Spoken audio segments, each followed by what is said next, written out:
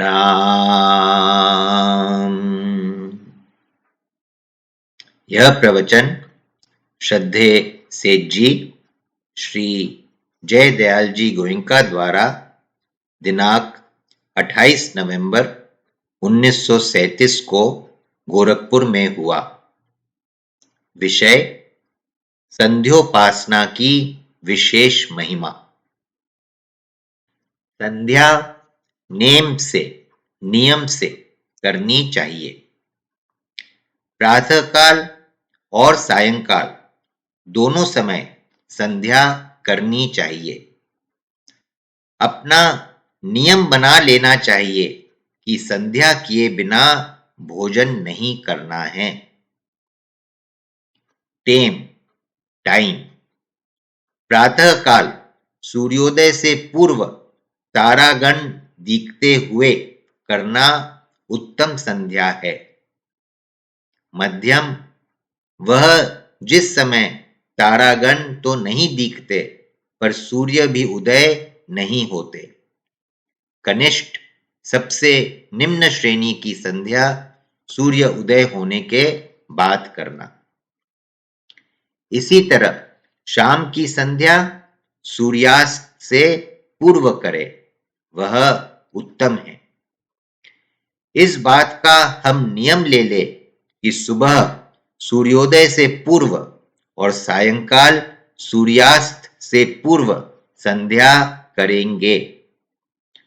अगर समय पर नहीं होती है तो एक समय उपवास करेंगे। इस प्रकार समय का नियम ले लेने से प्रतिदिन संध्या करने का नियम अपने आप ही पालन हो जाता है। शास्त्र ने विधान किया है कि किसी विशेष कारण से किसी दिन समय का लोप हो जाए, यानी कि समय पर संध्या न हो सके, तो भी कर्म का लोप कभी नहीं होना चाहिए। यानी चाहे विलंब से ही करे, परंतु संध्या अवश्य करनी चाहिए। उत्तम पक्ष तो यही है कि समय पर संध्या करें। इससे भी उत्तम है कि प्रेम से करे। बड़ी भारी श्रद्धा के साथ प्रेम में मग्न होकर करे। यह समझे कि एक इसी से अपना कल्याण है। इसका बड़ा भारी महत्व है। यह बतलाया जाता है कि जो आदमी नियम से संध्या करता है उसको भगवत प्राप्ति हो भी सकती है। निश्चय नहीं, पर हो भी सकती है। और जो संध्या समय से करता है उसके लिए प्रायः भगवत प्राप्ति होने की संभावना है। और जो प्रेम से करता है उसे निश्चय ही भगवत प्राप्ति होती है। और जो अनन्य प्रेम से करता है उसे तो एक ही दिन में हो जाती है। दुनिया में प्रेम से भरकर दूसरी चीज नहीं है। प्रेम ही सबसे बड़ी चीज है।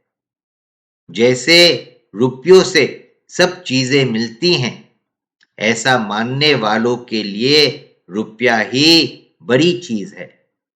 इसी तरह प्रेम से सब होता है, इसलिए प्रेम ही सबसे बड़ी चीज है। नियम और समय का इतना अंतर क्यों है? प्रथम तो यह समझें कि संध्योपासना क्या है। संध्या प्रातःकाल सूर्योदय की संधि, सायंकाल सूर्यास्त की संधि। इनमें जो भक्ति की जाती है उसका नाम संध्योपासना है।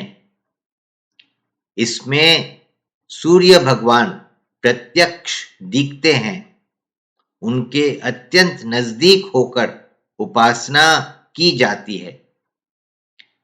बृहस्पति आदि देवताओं में वायु, अग्नि, सूर्य, चंद्रमा आदि प्रत्यक्ष देवता है। इनमें से सर्वश्रेष्ठ सूर्य हैं।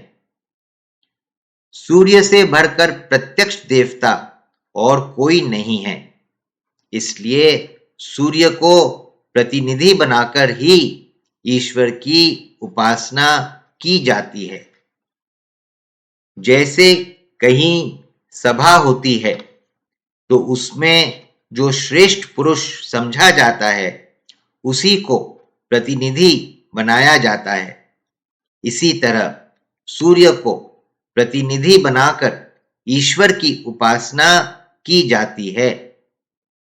जैसे मंदिर में हम पाषाण की मूर्ति को ईश्वर का प्रतिनिधि बनाते हैं, इसी तरह सूर्य को ईश्वर का प्रतिनिधि माना है।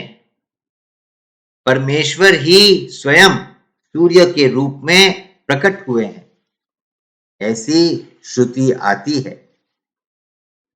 सूर्य साक्षात परमात्मा का स्वरूप है।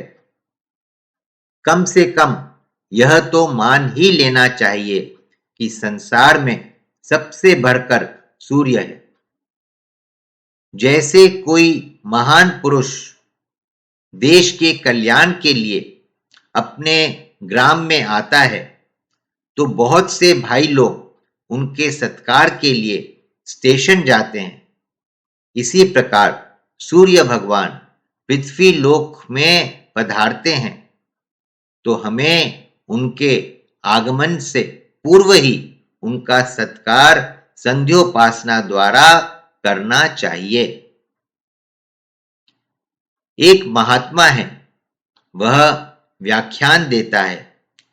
लोगों के श्रद्धा प्रेम के फलस्वरूप ही उसके संग और उसके व्याख्यान से लाभ होता है। महात्मा में श्रद्धा प्रेम होने से सत्संग का नया प्रारब्ध बन सकता है। संयोग होने में प्रारब्ध हेतु है, पर सत्संग मिले इसमें श्रद्धा प्रेम ही हेतु है। यह दार्शनिक बात है। भगवान का दर्शन दो प्रकार से है। एक वास्तव में साक्षात्कार, एक उसकी दृष्टि में ही हुआ पर वास्तव में नहीं हुआ। कोई मनुष्य भगवान से मिले पर उस समय ज्ञान न रहा। भगवान ने गले में माला पहनाई तो फिर माला होनी चाहिए। माला नहीं मिले तो वास्तव में दर्शन नहीं हुए। जैसे ध्रुव था, उसे भगवान वास्तव में मिले तब सब बातें सिद्ध हो गई। प्रहलाद को मिले तो यथार्थ में मिले। भगवान की सारी क्रिया सत्य रहती है। साक्षात होने पर मुंडकोपनिषद मुंडक 2 खंड 2 मंत्र 8 में कहा है, विद्यते हृदये ग्रंथिश्छिद्यन्ते सर्व संशयः क्षीयन्ते चास्य कर्माणि तस्मिन् दृष्टे परावरे। अर्थात उस परावर कारण कार्य रूप ब्रह्म का साक्षात्कार कर लेने पर इस जीव की हृदय ग्रंथि टूट जाती है, सारे संशय नष्ट हो जाते हैं और इसके कर्म क्षीण हो जाते हैं। नारायण नारायण नारायण श्रीमन्नारायण नारायण श्रीमन्नारायण नारायण श्रीमन्नारायण नारायण श्रीमन्नारायण नारायण श्रीमन्नारायण नारायण श्रीमन्नारायण नारायण श्रीमन्नारायण नारायण श्रीमन्नारायण नारायण नारायण नारायण